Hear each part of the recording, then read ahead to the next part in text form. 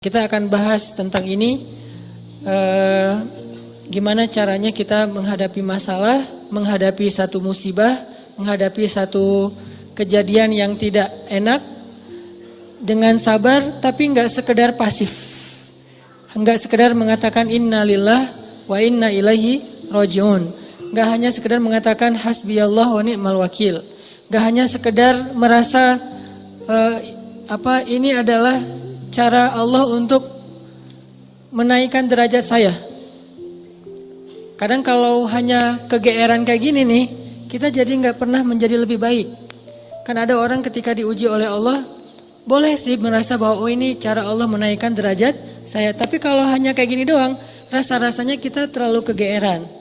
Dan kalau terlalu kegeeran, kita nggak punya dorongan untuk memperbaiki diri. Kalau saya lebih suka angle-nya, kalau orang lain yang kena musibah, kita bilang itu untuk mengangkat derajat dia. Kalau kita yang kena musibah, kita bilang ini karena dosa-dosa saya. Angle kayak gitu tuh lebih enak, lebih produktif. Daripada dibalik, giliran kita yang kena musibah, kita bilang emang Allah tuh pengen mengangkat derajat saya, makanya dikasih musibah. Agak GR ya. Giliran orang lain kena musibah, lo sih banyak dosa. Nah ini nih. Sering ada judgement kalau orang lain. Coba dibalik, judgementnya ke diri sendiri, ke orang lain tuh husnuzon. Ini lebih enak nih. Makanya hadis-hadis penyebab terjadinya musibah itu kan banyak.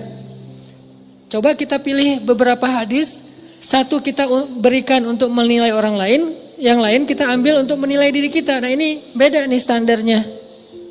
Kayak tadi, kalau orang lain yang kena musibah, kita husnuzon, Allah lagi pengen dekat sama dia.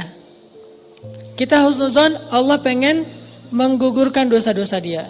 Kita husnuzon, Allah pengen mengangkat derajat dia. Kita husnuzon, emang orang yang paling dicintai Allah tuh biasanya dikasih banyak ujian. Gitu husnuzonnya. Kalau orang lain yang kena masalah atau musibah.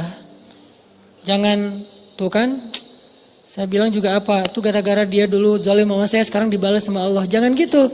Jangan kegeeran bahwa itu kayak karma ya, gara-gara dia pernah nyakitin kita sekarang dibalas sama Allah. Belum tentu juga kayak gitu. Kegeeran kita tuh kadang-kadang bikin kita jadi nggak pernah belajar, merasa udah baik, walaupun dalam kondisi yang paling sulit juga merasa udah baik. Begitu dikasih musibah, wah Allah kangen sama saya nih. Harusnya ke orang lain kayak gitu tuh. Begitu dikasih musibah, wah Allah pengen menghapus dosa-dosa saya. Bagus, nggak salah. Cuman kalau keseringan, ini namanya GR. Gak tahu proporsional gak kalau kayak gini terus.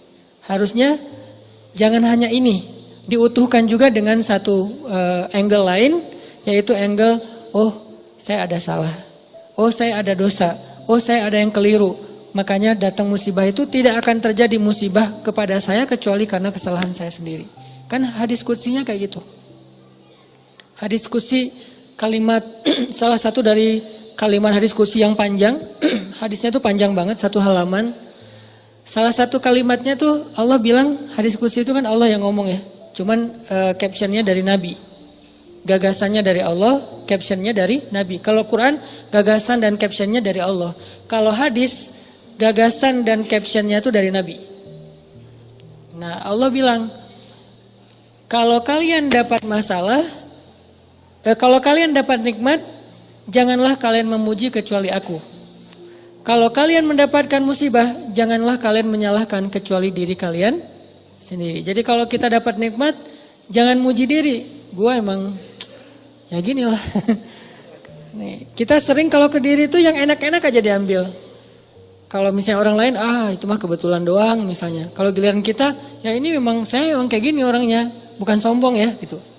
Nah ini artinya kita terlalu sering kegeeran.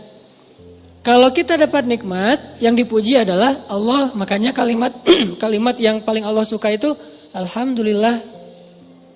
Itu kalimat yang paling Allah suka. Kita memuji Allah kalau kita dapat nikmat. Kita bilang, hadza min fadli rabbi. Ini anugerah dari Allah, ini hadiah dari Allah, ini kebaikan dari Allah, ini karena Allah ngasih dan seterusnya dan seterusnya. Jadi yang dipuji itu Allah. Wa amma bi ni'mati rabbika fahaddits, itu membicarakan nikmat Allah. Bukan membicarakan kehebatan diri kita. Tapi kalau diberikan musibah, jangan kita menyalahkan siapapun kecuali diri kita sendiri. Nah, ini salah satu angle yang dibangun lewat hadis qudsi.